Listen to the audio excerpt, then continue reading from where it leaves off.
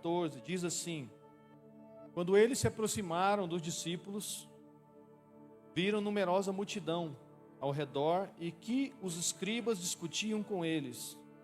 E logo toda a multidão, ao ver Jesus, tomada de surpresa, correu para ele e o saudava. Então ele interpelou os escribas, que é que discutis com eles? E um dentre a multidão respondeu: Mestre, trouxe-te o meu filho, possesso de um espírito mudo, e este, onde quer que o apanha, lança-o por terra, e ele espuma, ri-lhe os dentes, e vai definhando. Roguei a teus discípulos que o expelissem, eles não puderam. Então Jesus lhes disse: ó geração incrédula, até quando estarei convosco? Até quando vós sofrereis? Olha só, até quando vós sofrereis? Trazei-mo. Então trouxeram-lhe. Quando ele viu a Jesus, o espírito imediatamente o agitou com violência. E caindo ele por terra, revolvia-se espumando. Perguntou Jesus ao pai do menino: há quanto tempo isto lhe sucede? Eu queria que você repetisse essa pergunta. Há quanto tempo isso lhe sucede? Amém. Desde a infância, respondeu. E muitas vezes o tem lançado no fogo e na água para o matar. Mas se tu podes alguma coisa, tem compaixão de nós e ajuda-nos. Ao que lhe respondeu Jesus: se podes, tudo é possível ao que crê. Bem, irmãos, tudo é possível, não acabou não. Tudo é possível ao que crê. Imediatamente o pai do menino exclamou com lágrimas: eu creio, ajuda-me na minha falta de fé. Vendo Jesus que a multidão concorria, repreendeu o espírito imundo, dizendo: espírito mudo e surdo, eu te ordeno, sai deste jovem e nunca mais tornes a ele. E ele, clamando e agitando muito, saiu, deixando como se estivesse morto, a ponto de muitos dizerem: morreu. Mas Jesus, tomando-o pela mão, o ergueu e ele se levantou. Quando entrou na casa, os seus discípulos lhe perguntaram, em particular: por que não pudemos nós expulsá-lo? Respondeu-lhe: esta casta não pode sair, senão por meio de oração e jejum. Bem, queria que você orasse para mim, orasse pela minha família, estendesse sua mão para cá, fizesse aquela oração caprichada. Bem, seja livre para orar por mim, pela minha esposa. Aleluia.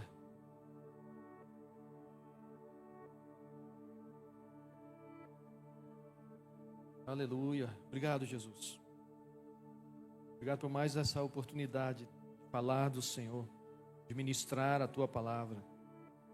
Obrigado, Jesus.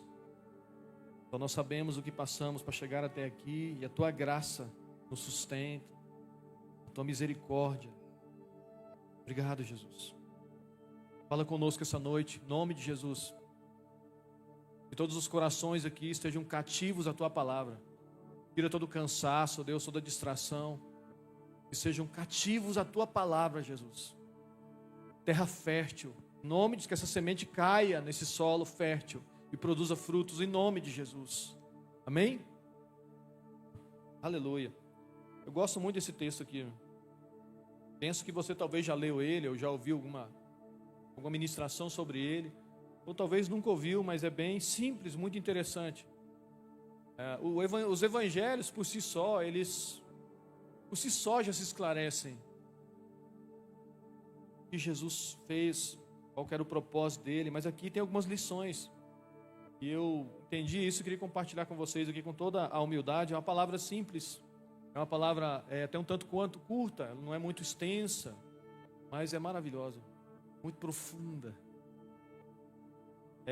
Quando lemos esse texto aqui, esse episódio aconteceu logo após a transfiguração. Logo após Jesus ter transfigurado no monte, ele desceu do monte, depois da transfiguração, e ele se deparou com essa situação aqui, que nós lemos. Ele chamou Pedro, João e Tiago para o monte e transfigurou. Conversou com Moisés, com Elias, algo poderoso. simbolizando a lei, os profetas e o cumprimento de tudo aquilo. E esses homens tiveram o privilégio de ver isso. Foi algo poderoso. Monte chamado Monte Tabor.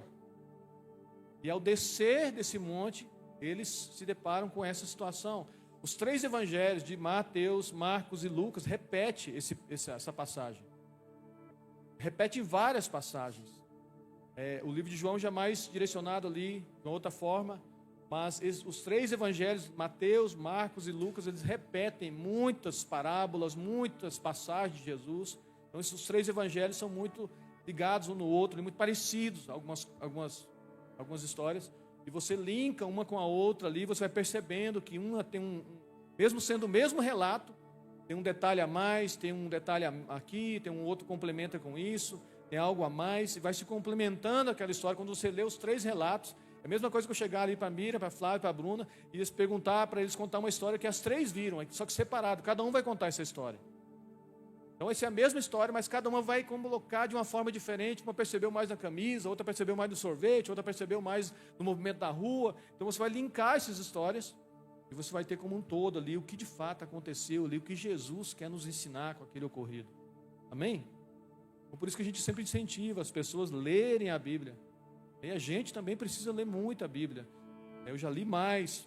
Hoje eu estudo ela mais, tudo, mas já li com mais pressa também. Não adianta muito você ler só para dizer que leu. Já li, pronto. Você se relacionar com esse livro. Sempre eu faço essa introdução aqui, porque é algo que eu entendo que... eu sou apaixonado por esse livro. Irmão. E o poeta Rubens Alves, alguém conhece? Não? Ele diz assim, que ele lê as Escrituras não como um jornal, procurando notícias, fatos, mas ele lê as Escrituras procurando a beleza. Então é um homem que, entendeu? Então ele lê as Escrituras, não procurando fatos, acontecimentos e tudo mais, até para ter um conteúdo ali, para depois debater, não. Mas ele lê procurando como se fosse um poema. Porque a visão dele é um poeta, porque aí ele vai achar beleza nas Escrituras. E como tem beleza na Escritura. Apocalipse, aonde quer que seja, né, Fanuel? Como é maravilhoso. Então não perca esse seminário, vai ser muito rico para você. Então essa sequência aqui, os 3 evangelhos têm essa sequência. A transfiguração, nós não lemos aqui, mas tem a transfiguração de Jesus, ali na frente dos 3 discípulos. O encontro de Jesus com a multidão, e o encontro de Jesus com esse homem. Elas se repetem. São 3 coisas que repetem ali, muito parecido. Aqui eu vou colocar uma coisa ou outra que diz lá em Mateus, e o que diz mais nesse texto aqui, que é o mais longo, dos 3. Mais fala desse texto. Lucas é bem curtinho. Enfim, só para você entender. A transfiguração de Jesus aconteceu nesse Monte Tabor. Ali não menciona o nome, mas todo o contexto, os biblistas, os estudiosos entenderam que é bem nesse monte. Esse monte, irmãos, é bem onde Débora, muitos séculos atrás, é bem o monte onde Débora, a profetisa Débora, as mulheres já ouviram até ministração sobre isso, uma líder do Velho Testamento, uma mulher, e Baraque, o general, bem nesse monte, eles subiram com 10.000 soldados e enfrentaram Císera, o inimigo do povo de Deus. Bem nesse monte aqui é a divisa, irmão, Naftali, Zebulon, Issacar. É uma divisa. Então é um lugar estratégico, um ponto estratégico para militares, guerras. É um ponto estratégico. Tudo que Jesus faz na Bíblia, tudo é simbólico e traz uma lição. Ou seja, era ele falando que algo iria acontecer, um grande confronto iria acontecer, e era para os discípulos ficarem ligados. E aí, quando você lê a transfiguração, Pedro quis fazer uma tenda, isso, aquilo, ficaram bem ligados. Não entenderam ali na hora, né? Mas quando você vê a história, bem nesse mesmo monte, há séculos atrás, ocorreu uma batalha. É o mesmo monte que Jesus sobe e transfigura na frente dos discípulos. E desce do monte. Mas no final da ministração você vai entender. Hoje de manhã até comentei, tem pessoas que falam assim, pastor Pedro, eu não entendo nada que você está falando no começo. Mas no final encaixa tudo. Mas no começo eu não entendo nada. Nem eu, irmãos. É a Bíblia. Então talvez você não viu essa passagem, eu não sabia disso aqui. Então eu tenho que explicar isso aqui para você, para fazer mais sentido quando Segundo a lição que ele quer nos ensinar, uma das lições, toda vez que você lê esse texto, é uma lição diferente, uma revelação diferente. A palavra de Deus se renova todas as manhãs. Então você pode ler ela o resto da sua vida, ela sempre vai trazer algo novo para você. Mas eu sou muito curioso e gosto de estudar, então quando eu estou pesquisando, eu vou até a fundo para entender o que esse texto, o que essa movimentação, o que esse lugar quer dizer, esse nome quer dizer. Para não ficar muito confuso aqui, a gente não fica colocando muito isso, aquilo, outro. Mas a essência do que Deus quer falar, preciso passar para vocês. Amém. A multidão, irmãos, Jesus desce do monte. Desse monte, que era um ponto de estratégia militar e tal. Jesus desce do monte com os 3 discípulos. Imagina eles. Os outros 9 não subiram. Imagina. Os 3 viram a transfiguração dele, como de fato é a luz no seu rosto. Como de fato nós veremos. Amém? A glória dele. O seu olhar, seus olhos como chama de fogo. Será poderoso. Esses homens puderam ver nesse monte. E eles descem. Só que quando eles descem, a multidão já vê Jesus e já corre para Jesus. E vai com a sua lista, as suas necessidades, com seus anseios, as suas enfermidades. A multidão é assim, irmão, e eu já me incluí na multidão por um bom tempo. Então não tem nada de ofensivo aqui, é só uma divisão muito clara para a gente entender essa movimentação de relacionamento com Jesus. A multidão vai até ele, cumprimenta ele, conversa com ele, já fica ao redor dele. Só que ele percebe que os outros discípulos que ficaram estavam discutindo com os escribas. Aquele bate-boca ali. E a multidão ao redor. Foi o que nós lemos aqui. A multidão estava ao redor e eles batendo boca. Os 9 contra os do lado de cá, defensores de Jesus. Do lado de lá, defensores da lei de Moisés. Assim, assado, e não sei o quê. Pensa. Aí Jesus chega e já chama a atenção deles. Dos escribas. O que você está discutindo com eles? Imagina eles. Não, Jesus chegou agora. Vai lá, escriba, discute com ele. E Jesus chegou e foi nos escribas. Mas que eu aprendo uma lição sobre a multidão. A multidão, ela não tem aliança com Jesus. A multidão, ela não está muito próxima de Jesus. A multidão, ela está atrás de pão. Entenda a multidão, irmãos, como um comportamento. Amém? É um comportamento de um grupo.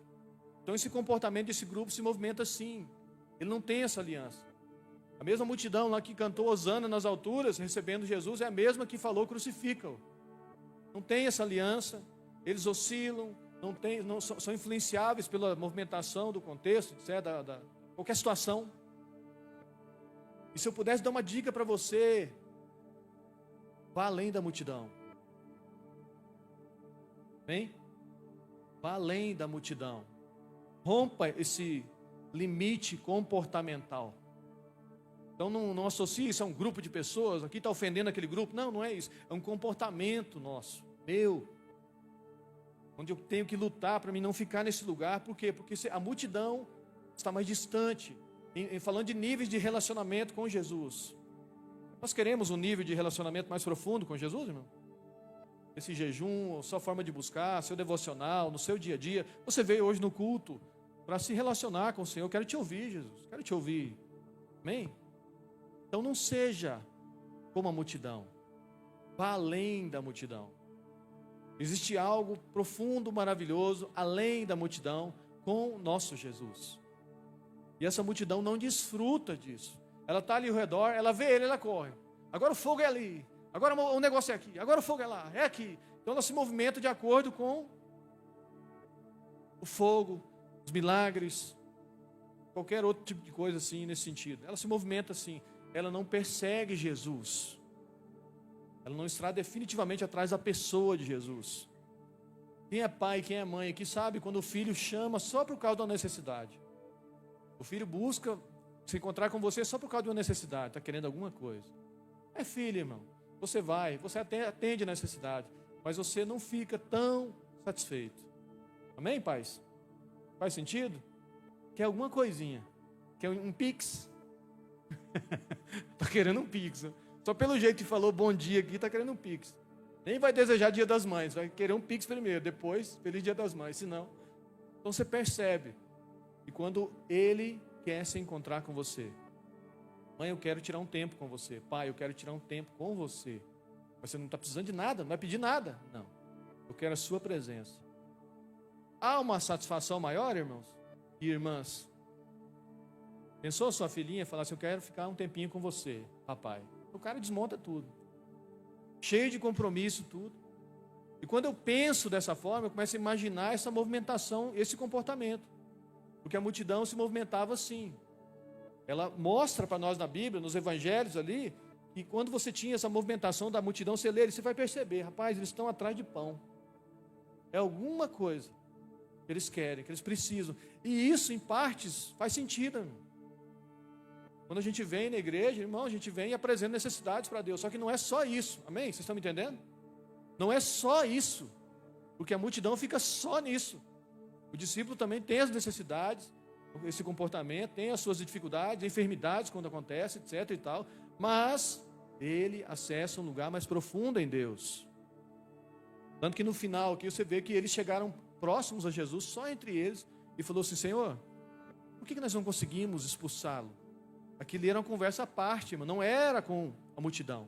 Era só os discípulos e Jesus. Então o discípulo ele acessa esse lugar. Ele vai num lugar mais profundo, mais íntimo de Jesus. São níveis de relacionamentos. Amém? Então, se eu pudesse te dar essa dica, vá além da multidão. Existe uma intimidade maior, um relacionamento maior com o Senhor. O do discípulo, vá além da multidão. E o discípulo, irmão, ele é livre. Qualquer um da multidão poderia ser um discípulo. Os apóstolos foram escolhidos ali, mas qualquer um, só que tinha uma condição. Tranquilo. Aquele que quer ser meu discípulo, negue-se a si mesmo, tome a sua cruz e siga-me. Tranquilo, Bruno. Só isso. Então você está na multidão aí, você quer ser o discípulo de Jesus? Eu quero ser o discípulo de Jesus. Então negue a si mesmo, tome a sua cruzinha e siga Ele, persiga Ele. Assim se tornarão meus discípulos. Então era a proposta que Jesus fez para a multidão. A multidão ouviu isso e alguns seguiram Ele, irmãos. Nós estamos aqui, amém? Discípulos de Jesus. Temos nossas necessidades, temos nossos anseios, tem os dias de aflição, sim, mas nós temos bom ânimo. Por quê? Porque nós somos discípulos dele e Ele é a referência, Ele venceu o mundo. Aleluia. Aleluia. Durante todo esse desfecho, né, toda essa história, Jesus desce do monte, vem a multidão, encontra, e algo mais detalhado aqui no Evangelho de Mateus, Marcos, os escribas discutiam com os discípulos, deu uma pane aqui no negócio aqui, rodou tudo aqui, calma, agora quieto. Os escribas estavam discutindo com os discípulos, nós lemos isso aqui. Eu queria parar aqui um pouco, irmãos. Eles discutiam, era uma discussão teológica. O que podia, o que não podia, o que fazia, o que não fazia, o que era certo, o que não era certo, o que Jesus estava fazendo, o que Moisés fez. Era uma discussão ali teológica. Discussão entre eles ali. E a multidão, irmãos, ela não queria saber disso. A multidão, ela não queria saber disso. Perceba que é um nível de relacionamento. Não estou criticando a multidão. Ela chega primeiro com a multidão. Eu cheguei. Provavelmente você chegou com a multidão. Aí você vai se relacionando como discípulo, se aproximando dele cada vez mais. Então aqueles que se aproximaram de início, a multidão, eles não queriam saber disso. Porque nós lemos aqui que quando Jesus desce do monte, ele apareceu, eles viram. Nós lemos, quando eles viram Jesus, correu toda a multidão para perto de Jesus. Eles não queriam ficar lá naquela discussão. Aquilo lá não interessava a eles. Aquilo lá não trazia respostas que a sua alma ansiava. Tinha um anseio da alma, isso. O anseio da alma não era saciado naquele momento por causa daquela discussão deles. Aquela brigalhada ali, tudo. Eu quero explicar bem para você aqui. Eu não sou contra uma fundamentação teológica, tranquilo? Nunca. Muito pelo contrário. Estamos aqui oferecendo um seminário. Vou explicar isso aqui. A Casa Mevan se movimenta assim. Toda terça-feira tem o Mevan Academy. O coordenador é o Fanuel. Tem sido uma bênção. Amém? Quem participa do Mevan Academy aqui? Aleluia. Uma bênção, gente. Maravilhoso. Então não é isso. Esse é o ponto. O ponto é a discussão sem fim, fútil, em vão, no meio de pessoas imaturas. É uma discussão zaiada. E hoje, irmãos, você não tem noção, ou você tem, do nível de conteúdo que as pessoas têm. Hoje nós vivemos na geração mais cheia de informação de todas as gerações que já existiram. Nunca existiu tanta informação como hoje nós temos, abarrotado de informação. E detalhe, todos os tipos de informação. Então hoje muita informação, muita discussão, muita discordância, muito bate-boca, muito, principalmente nas redes sociais, muito. Faz sentido? A questão é que ficou muito no teórico. Eu não concordo com isso, Bruno. Eu discordo com aquele louvor. Aquele louvor não gosto que fale isso. Irmão, você sabia que eu nunca tinha reparado que a igreja tem um fundo preto? Nunca. De verdade. Eu vi um dia o pessoal criticando a igreja de fundo preto. Eu falei assim, é verdade. Eu entrei aqui e falei, não, mas esse fundo aqui é preto. Nunca tinha reparado. Meu Deus do céu, que ponto que chegamos. Isso é um nível de discussão lá em cima. Qualquer coisa. Eu postei um vídeo no meu Instagram. E assim, tem vez que eu esqueço aquele Instagram, tem vez que eu me lembro daquele Instagram. E eu postei um vídeo, irmão, e ele bombou. Um videozinho. Eu posto o que eu gosto de ver. Entendeu? Não estou cativando ninguém. Longe disso. Minha esposa está aqui, me conhece. Longe disso. Eu gosto do que eu queria ver. Então eu posto o meu e fico vendo. O meu mesmo. Irmão, e o vídeo explodiu. E eu acho que eu postei o vídeo sábado à noite, Jonas. Aí de manhã eu olhei, meu Deus, várias pessoas me seguindo e gente comentando. Falei, rapaz, influencer, pastor Pedro Zineu. Acho que meio-dia eu abri, eu não me lembro direitinho, baseado em fatos reais. Eu abri, cara. Falei, cara, né? Gente, mas é proibido falar cara. Meu Deus do céu. Me chamaram de herege. Cavalo de faraó, Wendel. Cavalo de faraó, eu fiquei, rapaz, um elogio ou não? Como é que é? Me ajuda. Os cavalos do Egito eram lindos. Salomão chama a sunamita de égua do Egito. Cavalo de faraó, eu acho que esse cara está me xingando. Aí uma hora um falou assim, escreveu assim, tinha que ser um Pedro para postar um negócio desse. Eu acho que agora deu bom não. E eu comecei a me sentir mal com aquilo. Comecei a me sentir mal, cara, eu vou excluir essa postagem. E muita gente começou a me defender. Aí eu entendi como é que funciona esse negócio aí, ô Newton Júnior. O hater. Os caras criticam você, as pessoas entram. Gente, deu 4 mil visualizações aquele negócio. 4 milhões. Ganhei muito seguidor. Falei, gente, o pessoal vai achar que eu estou comprando seguidor. E agora, o que eu faço? Todo jeito que eu pensava, eu falei, meu Deus, esquece. Aí de vez em quando, as curtidas paravam, as visualizações paravam. Aí alguém entrava de novo, criticando. Mas críticas pesadas, não vou nem falar aqui. Críticas pesadas. E pasmem. Religiosos. Então a pessoa não sabe como que você recebe aqui. Eu comecei a imaginar que eu nunca tinha passado por isso. É o preço da fama. Meu Deus do céu. Que lástima. Ser bombardeado pelas redes sociais. Porque aí muita gente vê. Aí um dia eu postei um negocinho lá que as meninas gravam aqui. Legendinha, tudo bonitinha. Postei lá uma palavrinha, eu pregando ali. Uns 40 segundos. Aí um cara foi e perguntou. Quem é esse pregador? Gente, eu demorei 3 horas para responder. Fiquei, mexi, será que eu apago o vídeo? O que eu faço? O que eu faço, meu Deus? E aí pessoas falam assim, Pedrão, cara, grava. O pastor uma vez falou para mim, Pedrão, grava, o cunhado do pastor Arne, grava, Pedrão. Os meus vídeos nem eu assisto, isso aí ficou bom, grava, cara. Grava, é engraçado e é profundo e tem revelação. Grava, você se prende. Eu fiquei, rapaz, o Jair, Wendel. Vou gravar, Jair. Gravei um e depois esqueci. Aí depois de 3 horas eu falei assim, cara, vou colocar lá. Escrevi, olhei o perfil do cara. Olhava o perfil do cara. Vou escrever. Eu coloquei, não, irmão. Esse aqui é eu, kkkk, né? Esse aqui é eu mesmo e tal. Eu queria a pregação completa. Eu falei, meu Deus, será? Gente, a pregação completa? Nossa, gente. Aí eu tenho um canal do YouTube, timidamente também está lá crescendo, 307 seguidores. Não sei nem se minha esposa me segue, mas está lá. 307 seguidores. Eu peguei o link da ministração e mandei para ele. O cara assistiu. Bateu palminha, falei, uau, conferências, né? Viagens internacionais. Brincadeira, gente. Eu sei de onde eu saí.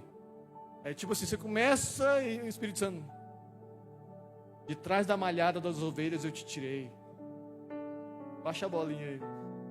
Mas aqui lá tudo acontecendo, gente, você vê o poder da internet, da informação, da tecnologia, da inteligência artificial.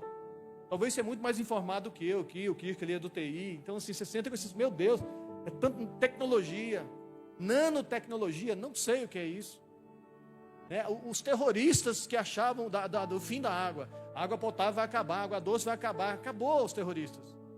Conseguiram dessalinizar a água. Agora transformam a água do mar em água potável. Judeus ainda para variar, né? Glória a Deus por isso. O povo de Israel criou isso. Então assim, não precisa ter medo mais, gente.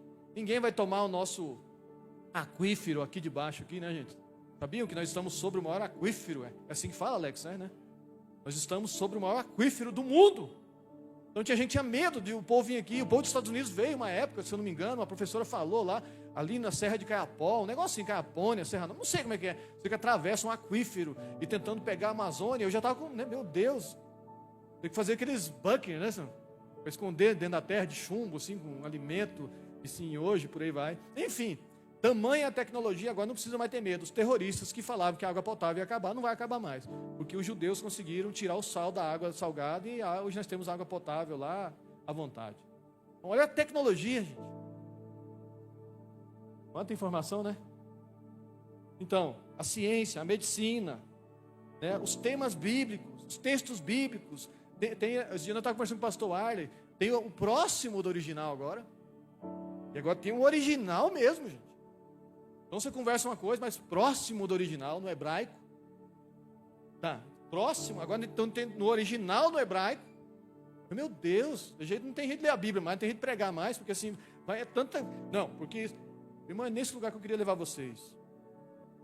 É tanto comentário, é tanta opinião, é tanta discordância. Não, porque Elias, os corvos que alimentaram Elias, não eram corvos, animais, eram nômades. Aí tira todo o poder do milagre ali. Imagina corvos alimentar ele. Os pássaros desceram. Os nômades também poderiam ser, mas assim, tira todo. Eu falei, não, irmão, onde você viu isso? Eu não vi no Rios. E na Bíblia. Então tem tanta coisa, irmão. Tanta coisa. Em meio a toda essa discussão de quem sabe mais, quem fala melhor, quem tem mais conteúdo, quem tem mais versículos memorizados, de quem fala mais bonito e mais convincente, lá no meio da multidão, irmãos, no meio de toda essa discussão dos escribas ali, e dessa discussão que nós vivemos hoje, na internet, você posta um negócio, não concorda, discorda, aquilo outro, no meio de tantas coisas, parede preta, parede amarela, piso porcelanato, meu Deus, fumaceira, tirou até a fumaceira aqui, que nem vi mais a fumaceira, meu Deus do céu. Já pensou se entrasse no Santos dos Santos e tivesse a fumaça lá? O que essa pessoa... Em meio de tanta essa discussão ali, Jesus desce do monte, os escribas discutindo com os discípulos, e lá no meio da multidão, irmãos, tem um homem de joelhos. Trouxe vocês nesse lugar para sentir um homem de joelhos, irmão. Nós lemos aqui que tinha um homem de joelhos. Esse homem poderia ser atropelado pela multidão. Não tem noção, então que a multidão é doida. E lá, no meio da multidão, no meio de uma discussão que não resolvia o seu problema, tinha um homem de joelhos. Meu filho está terrivelmente endemoniado. Pedi para os seus discípulos e eles não conseguiram fazer nada. Ficou essa discussão aí toda e não resolveram o meu problema. Hoje algumas pessoas perguntam assim, pastor Pedro, mas você não estuda isso? Estuda, irmão. Eu quero aprender. Quero aprender com outras pessoas. Mas acho que essa é a hora que eu choro. Você começa a passar por algumas experiências no campo pastoral, e mesmo antes de ser pastor, você começa a passar por algumas experiências, e você vê assim que parece que tudo que a gente está buscando, nível de conteúdo e tudo, se a intenção for debater com as pessoas, a intenção for humilhar alguém num debate, machucar alguém numa rede social, é a mesma coisa que comer a árvore do conhecimento do bem e do mal. Acessar um lugar proibido para ter conhecimento do bem e do mal, para machucar os outros, pisar nos outros, ferir os outros. Aí você começa a sair no campo, irmão, falar de Jesus lá fora, falar de Jesus para a igreja também, aconselhar pessoas, conviver com pessoas. Você começa a ver que tem coisas que você usa para você aprender, para você entender, é lógico. Vocês estão me entendendo, né, irmãos? Estude mesmo. Mas se você não crescer em amor e em humildade, esquece. Tem alguma coisa de errado que precisa ser ajustado. Se você estudar, aprender e não crescer em amor, em humildade, essa vertente está errada. Pentecostal, calvinista, arminiano, supralapsariano, o que é isso, Pedro?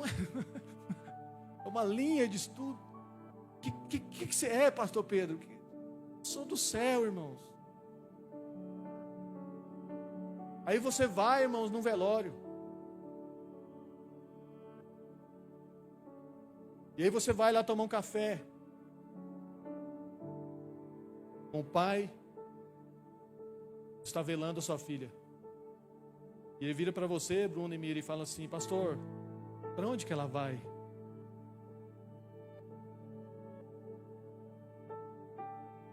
Aí você pensa na Bíblia inteira, irmãos. Você vai de Gênesis a Apocalipse. E você fala: meu Deus, o que eu falo para esse homem? Eu e ele tomando café aqui, e o caixão ali, a filha dele ali. Para onde que minha filha vai, pastor? Todo o seu estudo, todo o seu conhecimento, tudo cai por terra, irmão. Quem quer saber ali se eu sou pentecostal, se eu sou tradicional, se eu sou arminiano, se eu sou calvinista, supralapsariano, quem não sei o que, não sei o que, não sei o que. Quem é só um pai querendo uma palavra de consolo, porque ele está velando a filha.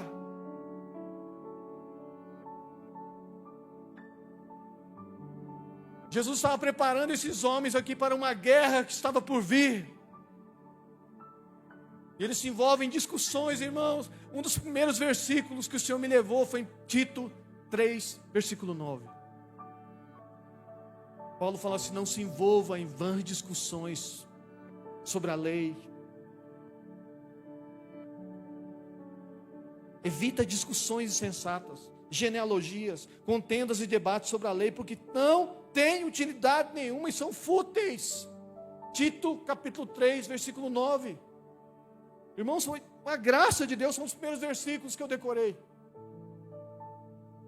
Não se envolva em vãs discussões. Então eu ouvi as pessoas discutindo na mesa, e aí, cheio de gente nova, irmão, cheio de gente querendo aprender de Jesus, cheio de gente precisando de algo. E aí, Pedrão, o que você me fala sobre maldição hereditária agora? O que você me fala? Ele falou: não quero falar. Não, você tem que falar. Aqui não tem pessoas, não entendem sobre o assunto, isso requer um estudo bíblico. Sabe? Aí um pai vai lá e me chama. O pai vai lá e me chama e fala assim: pastor, você tem que ir lá em casa.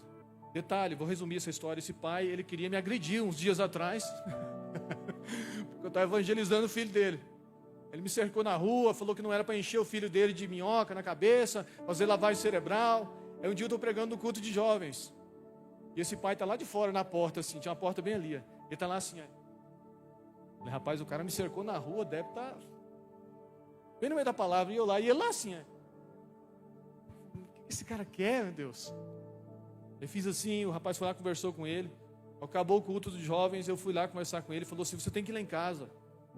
Eu pensei que ele ia discutir de novo, falar que não era, estava fazendo lavagem cerebral no filho dele. Você tem que ir lá em casa, Pedro. Sabia até meu nome.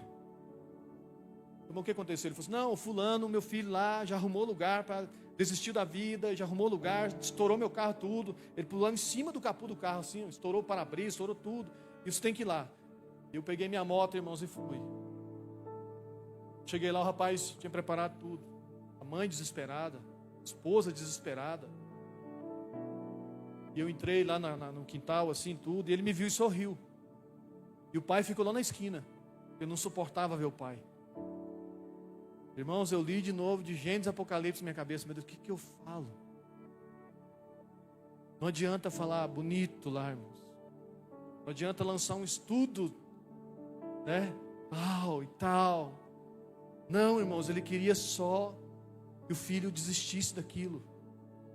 Que o filho fosse tocado por Deus. Peguei aquele rapaz, tirei ele de lá, coloquei na garupa da minha moto, andamos na cidade, conversei com ele, orei com ele. Ainda hoje eu vejo ele na rua, está bem, é um homem já. Vocês estão me entendendo, irmãos? No meio daquela multidão ali, toda, os discípulos discutindo com os escribas, que eram os homens que entendiam a lei ali, escreviam a própria palavra. Para você escrever o Velho Testamento, você tinha que tomar banho. Todas as vezes que você escrevesse a palavra Yahvé, eles tinham que levantar dali, trocar a caneta, a pena e tomar banho. Se eles errassem aquilo ali, tinha que começar tudo de novo. Esses eram os escribas, homens versados, conheciam. Mas aquele homem precisava de alguém que o ajudasse. Estava de joelhos lá. Meu Deus. Em meio a toda essa discussão, né?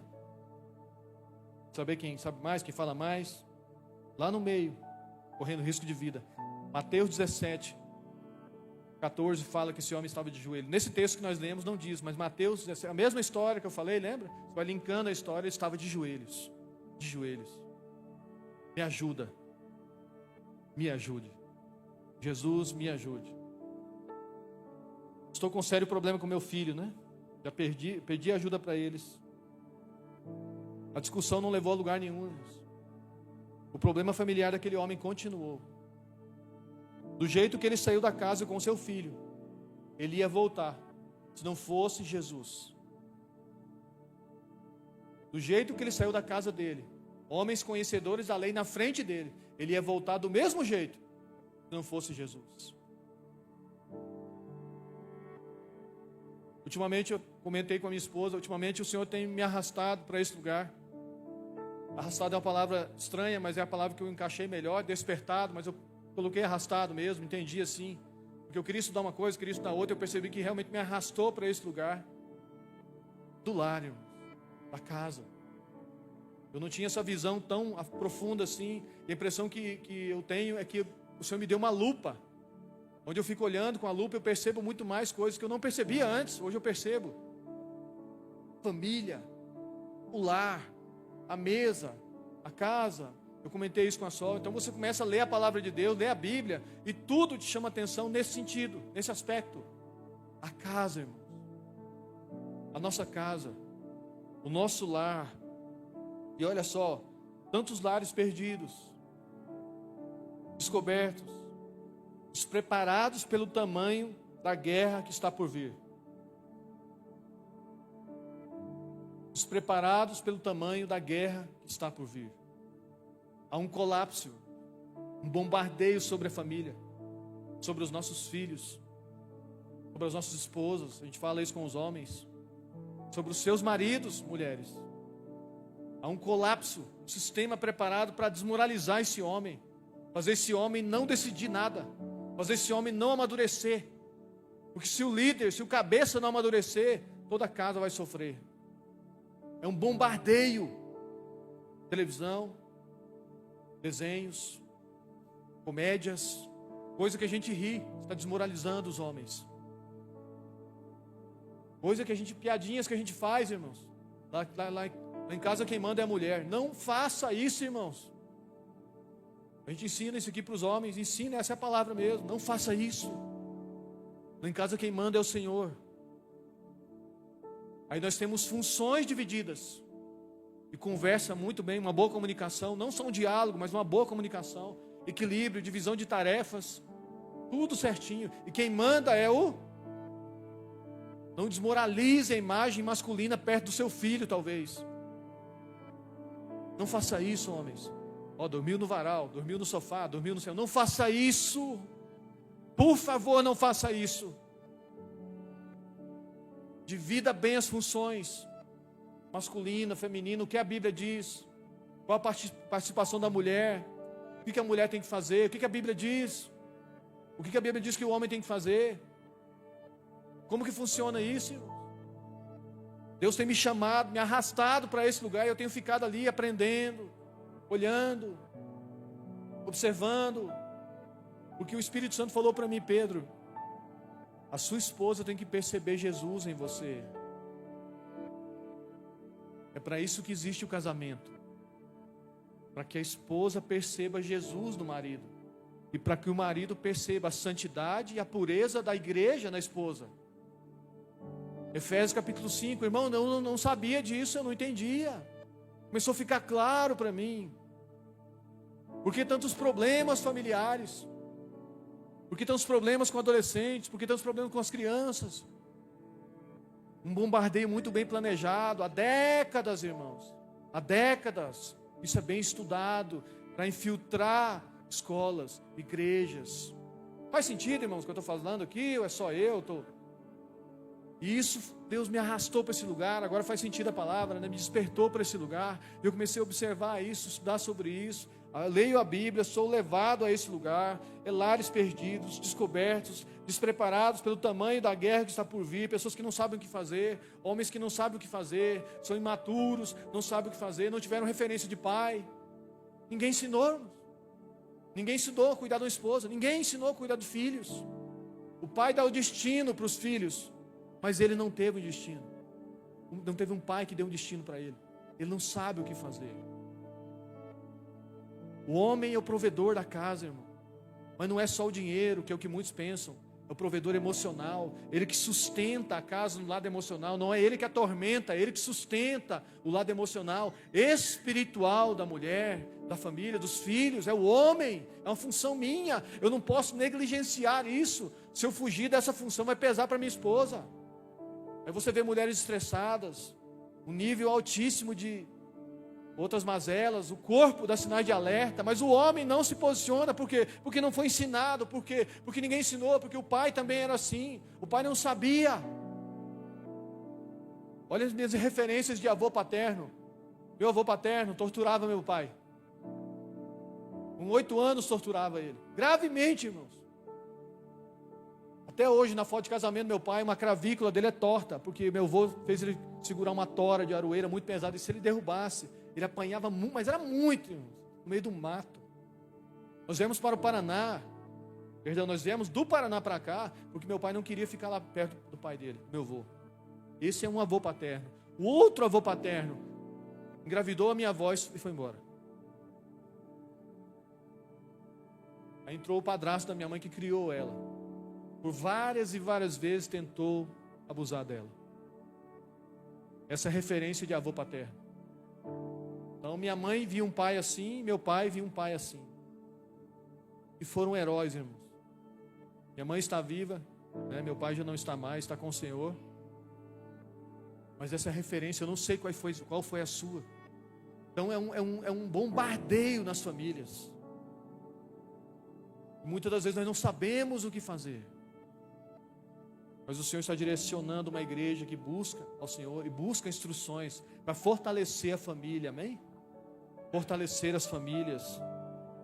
Mulheres perdidas, desorientadas, filhos cheios de revolta, homens confusos. Nós teremos um retiro agora dia 24 e 25 dos homens. Será poderoso, irmão. O 5º retiro. Deus colocou esse projeto para nós comandarmos e coordenarmos até quando Deus quiser. E tem levantado homens, uma equipe forte, irmão. Uma equipe abençoada. Vocês estão aí?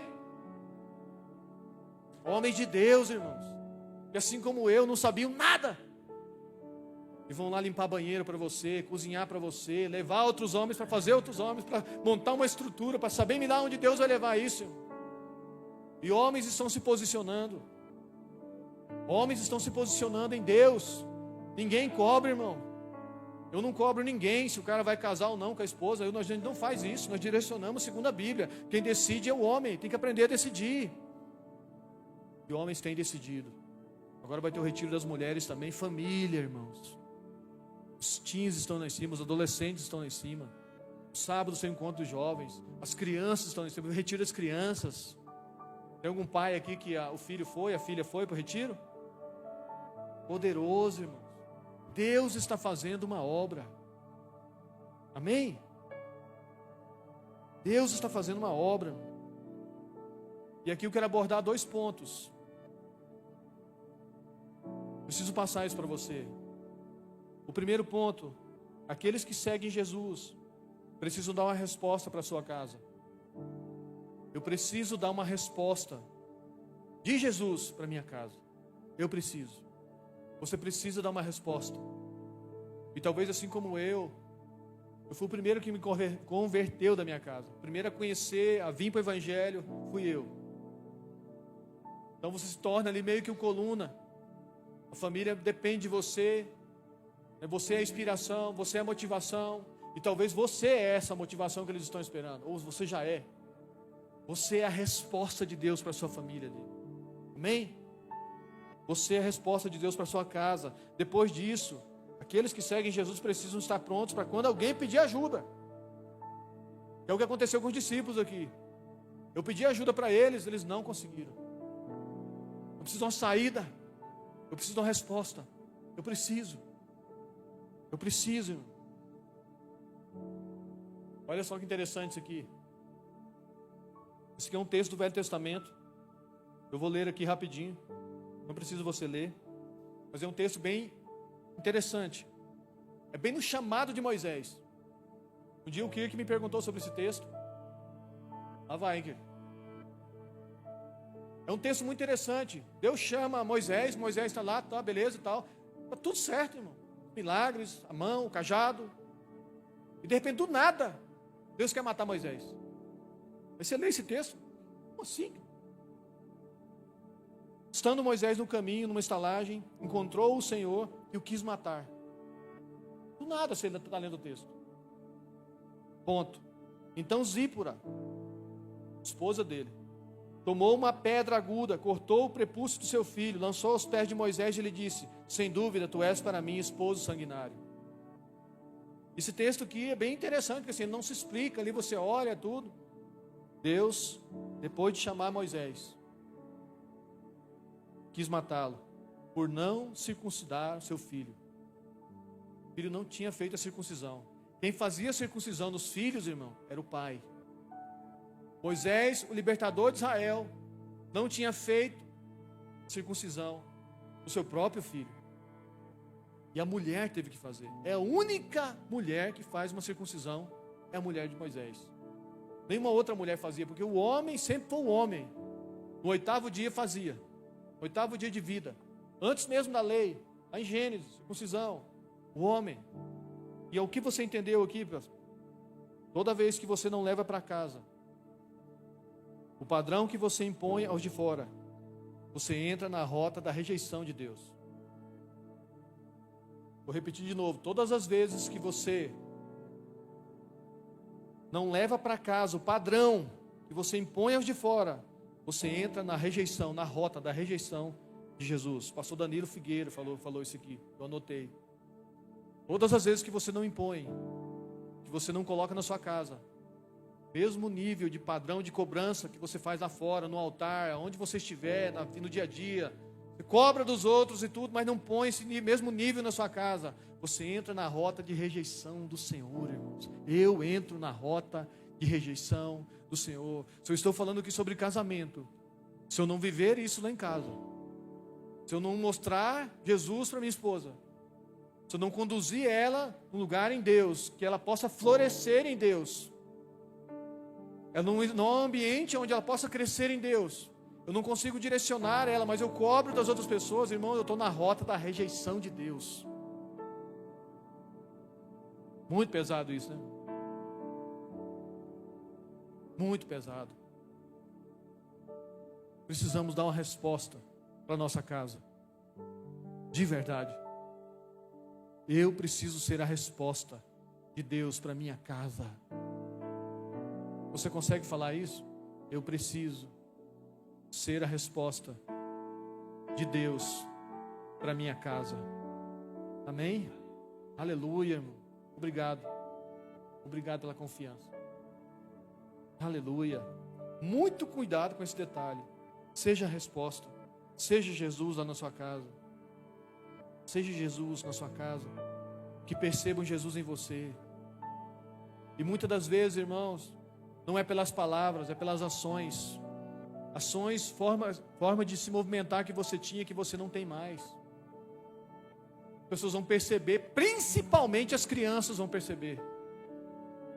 Eu falo para os homens aqui que as crianças são excelentes observadores, péssimos intérpretes. São excelentes observadores e péssimos intérpretes. A criança vê que você tem dinheiro na carteira. A criança pede um dinheiro. Papai, mamãe, eu queria um dinheirinho me comprar um docinho. Eles fazem isso. Aí você fala assim, eu não tenho dinheiro. Você pensa que dinheiro nasce em pé de árvore? Aquela educação bem, né? A criança viu o dinheiro na sua carteira. A criança não sabe que aquele dinheiro não dá para pagar nem a metade das contas. Mas ela viu o dinheiro na sua carteira. Ela vai interpretar isso como uma mentira. Ela vai crescer mentindo. E vai entender que você é um mentiroso. Irmãos, é muito sério isso. Todas as vezes que você chegar bicudo, discutir, não faça isso na frente das crianças. Nós já falamos sobre isso aqui. A casa, irmãos. Precisamos levar esse evangelho para casa. Para dentro da casa. Onde as mulheres vejam Jesus nos maridos. Os maridos vejam a pureza, a simplicidade e a submissão da igreja. Porque o casamento, irmãos, é uma ideia de Deus. Ele aponta para isso. Pode inventar o que for com o casamento, mas o casamento, segundo a ideia de Deus, aponta para isso. Cristo e a igreja. Amém? Efésios capítulo 5. Paulo está falando da igreja, Paulo está falando de casamento. De repente ele fala assim, Cristo e a igreja. Grande é esse ministério. E volta a falar sobre casamento. Aí você pensa assim, está enchendo linguiça? O que ele fez ali? Nem Fanuel, Paulo deu uma... Não, irmão, está falando do mesmo assunto. O meu casamento aponta para a glória de Deus. Quando eu levo o evangelho para minha casa, deixo ele fluir na minha casa, começa a produzir transformação, frutificar, o Senhor é glorificado. O Senhor é glorificado, amém? Glória a Deus, irmãos.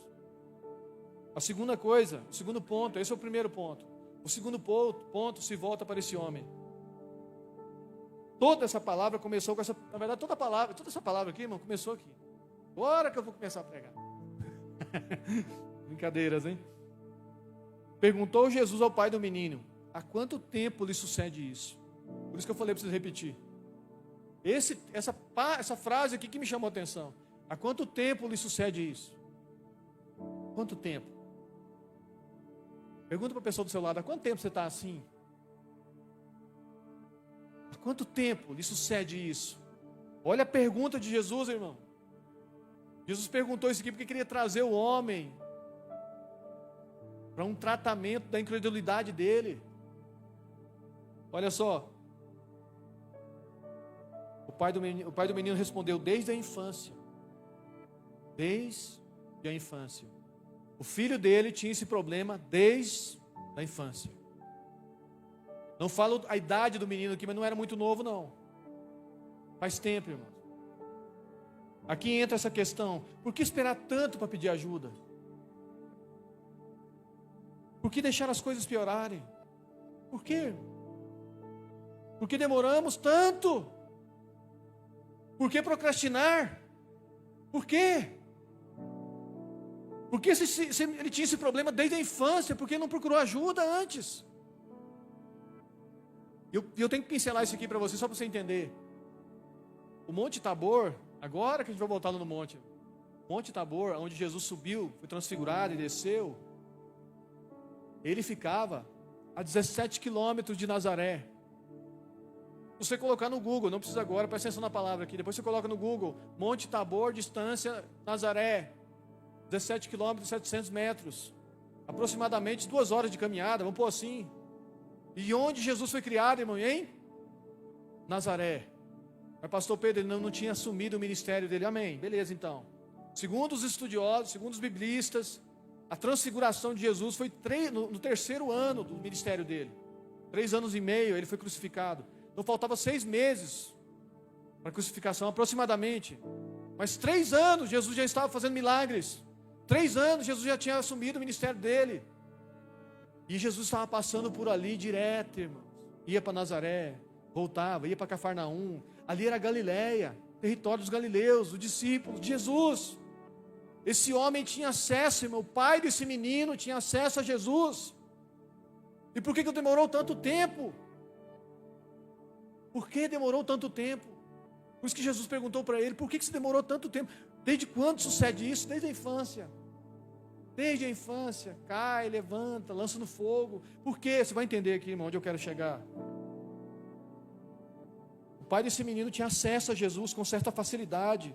Por que demorou tanto para pedir ajuda? Perceba que havia uma incredulidade. O ponto dessa passagem aqui é a incredulidade. Incredulidade. Essa conversa que precisava ser resolvida. Se eu creio, irmão, que Jesus Cristo de Nazaré é o meu Redentor, é o meu Salvador, é o meu Senhor, por que demorar tanto para pedir socorro? Por que demorar tanto tempo para pedir socorro? Se Ele é o maior interessado que nós estejamos bem, por que demoramos tanto? Estamos numa situação, num caos, numa dificuldade, por que demoramos tanto para pedir ajuda? Vocês estão me entendendo? Porque demoramos as coisas pior, deixamos as coisas piorarem. Meu irmão, como é que está o casamento? Bom, a mulher está com a mala pronta, irmão. O cara está lá, não, está tudo certo, tranquilo. Tranquilo mesmo, pai. De repente a bomba estoura. Não teve uma conversa, não quis resolver, não quis ajuda. Não colocou o nome desse poderoso Jesus no meio da conversa. Não teve uma oração. Não teve um jejum. Apenas uma incredulidade se desenvolveu ali. Incredulidade se desenvolveu ali. Jesus levou esse homem nesse lugar para ele entender. Eu não creio. Porque ele falou assim, meu filho está assim desde a infância. Mas se tu podes alguma coisa. Jesus falou, se tu podes. Leia esse texto com esse foco. Se tu podes, tudo é possível que crê, meu irmão. Jesus, eu estou com esse problema aqui, mas se puder fazer alguma coisa, está tudo certo. Se não puder, deixa explodir. Se tu podes alguma coisa, tudo é possível. Não há limites para quem crê, irmão. Não há limites. Pastor Pedro, é porque você não conhece a história desse cara. É porque você não conhece a minha história, irmãos. Jamais essa mulher tinha casado comigo. Jamais eu me dar esse microfone aqui e levar ele embora e vender, trocar ele, fazer alguma coisa. Nem vivo estaria. Você não conhece a minha história, mas a minha história reflete para mim todos os dias. Deus é real. Eu olho no espelho, eu vejo Deus é real. Eu vejo uma aliança na minha mão, Deus é real, irmãos. Eu vejo um anel de prata que eu ganhei aqui por conta do Ministério Centuriões. Esse projeto Centuriões e os homens que estão se aproximando. Eu olho para essa roupa aqui, Deus é real, irmão. Jesus é real. A sua grandeza engrandece a Deus. A sua grandeza, seja grande, irmãos. A sua grandeza engrandece a Deus. Não é o seu ego que tem que diminuir. Perdão, o seu ego tem que diminuir, mas você tem que crescer para transparecer esse Deus. A sua grandeza engrandece esse Deus, em nome de Jesus. Em nome de Jesus. Amém, irmãos? Por que demoramos tanto? Imediatamente o pai do menino exclamou com lágrimas: eu creio, ajuda-me na minha falta de fé. A guerra ali, irmãos, o problema ali era com a incredulidade. Eu creio, ajuda-me na minha falta de fé. Por que demorar tanto? Sofremos por algo que ele se interessa em resolver. Não, irmãos. Não deixe sua alma questionar. Mas creia, irmãos. O nome dessa palavra aqui eu pedi para os meninos. Eu creio. Eu não acreditava, eu tinha dificuldades, mas Ele me encheu de fé. Ele me deu uma medida de fé e eu creio. Eu creio que é uma reversão. Eu gosto do que o pastor Arley fala, não tem nenhum contexto onde a palavra de Deus não vai mostrar uma solução, uma saída para isso. Não tem um caso que não seja irreversível. Não, aquele cara lá é irreversível. Não, é o poder transformador do Evangelho de Jesus. Poder transformador do Evangelho de Jesus. Pega um homem lá de baixo e coloca ele sentado junto aos príncipes. Coloca ele aonde ele quiser, porque é Deus. Ele faz o que ele quer, o Deus do impossível. Pega uma mulher que era mal falada na cidade e coloca ela como uma princesa de Deus. Pega um casal que era mal falado e coloca eles como referência a ser seguido. Uma pessoa que vive o Evangelho dentro da casa deles. Meu Deus do céu. Eu estou empolgado, não sei vocês, irmãos. Qual era o problema ali então, pastor Pedro? Era o espírito que possuía aquele menino? Não, irmãos. Preste atenção que o problema não era o espírito que possuía o menino. Era a ausência de Deus. O problema não é a escuridão, é a ausência da luz. O problema não são as trevas, irmãos, é a ausência da luz. O problema ali não são aqueles espíritos, seja eles quantos forem. Ao que a presença de Deus se manifestar ali, todos vão sair. Todos vão sair. Você olha casas assim, tem até o cheiro da casa é ruim. O problema, meu Deus, tem quanto espírito. O problema ali é chegar e convencer, trazer aquelas pessoas num lugar em Deus, aonde a presença de Deus ache um ambiente que ela possa habitar ali. Tudo se transforma, irmão. Vocês creem nisso, irmãos? Creem de verdade? Fica de pé então em nome de Jesus. Vamos crer comigo então. Essa é uma noite onde nós vamos realmente nos mover em fé. Eu creio. Eu creio. Talvez você está aqui hoje sem o seu esposo, ele não quis vir. Talvez você está aqui hoje sem a sua esposa, ela não quis vir. Mas eu creio, irmãos. Eu creio que a partir de você, sendo a resposta de Deus na sua casa, essa mulher, esse homem pode se quebrantar ali, chorar mais do que você. A gente já tem visto casos assim, tá? Homens às quais as mulheres não queriam participar, mulheres às quais os homens não queriam participar, e hoje são quebrantados, irmãos. Casaram, se aliançaram com a sua esposa, anos enrolando a mulher, irmão. Decidiram se movimentar em fé, em obediência àquele que escolheu eles. Hoje vivem o Evangelho dentro da casa. Eu tenho liberdade para falar aqui, alguns homens aqui vocês viram, né, com autoridade liberada pelo pastor Arley, batizaram seus filhos, irmãos. E alguma pessoa vem conversar comigo, pastor, não tem jeito.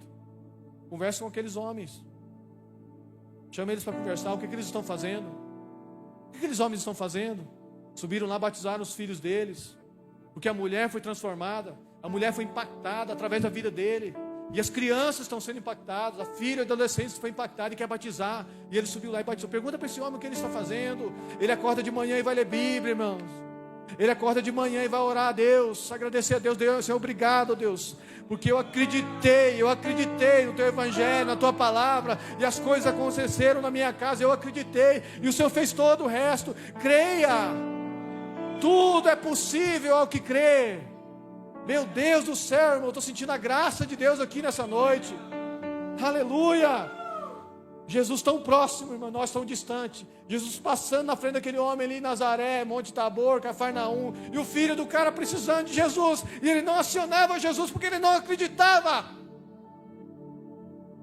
Essa casa não se move a não ser por jejum e oração. Essa incredulidade, a gente apontava muito para o Espírito ali, né? Uma incredulidade, irmãos.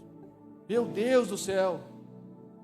Olha só, antes da gente orar, está com um tempinho, antes da gente orar, eu queria só ler esse versículo aqui, ó. Não pôde fazer ali nenhum milagre. Olha aqui, gente, presta atenção em mim aqui, ó.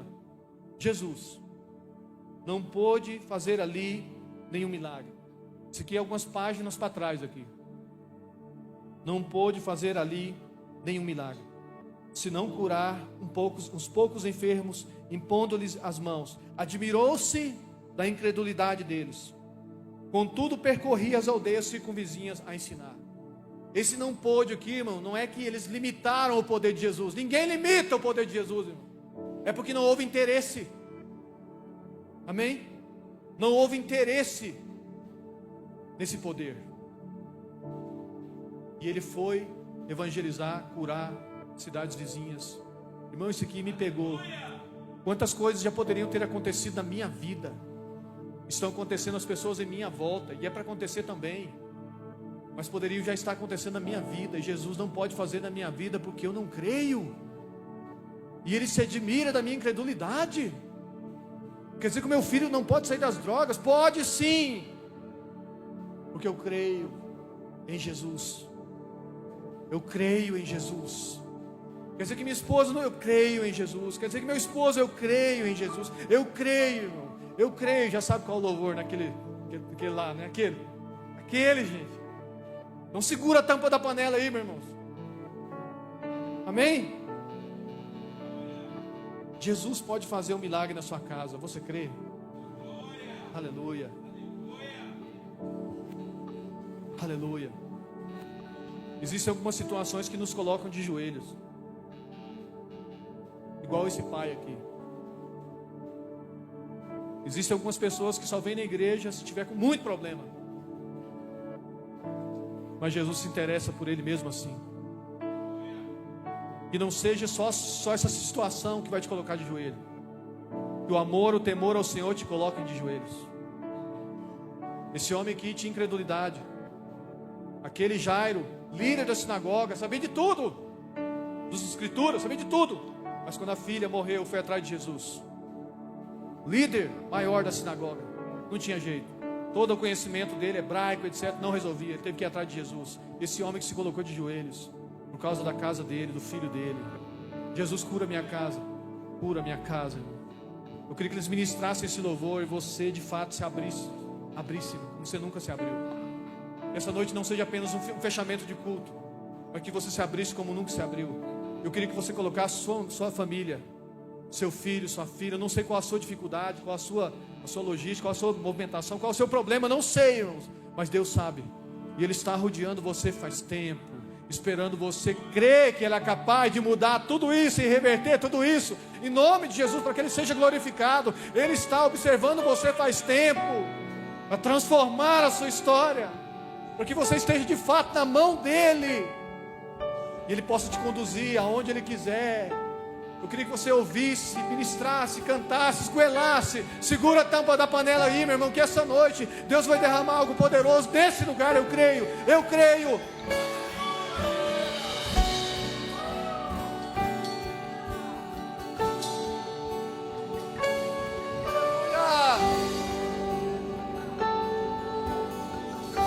Eu creio, Jesus. Eu creio.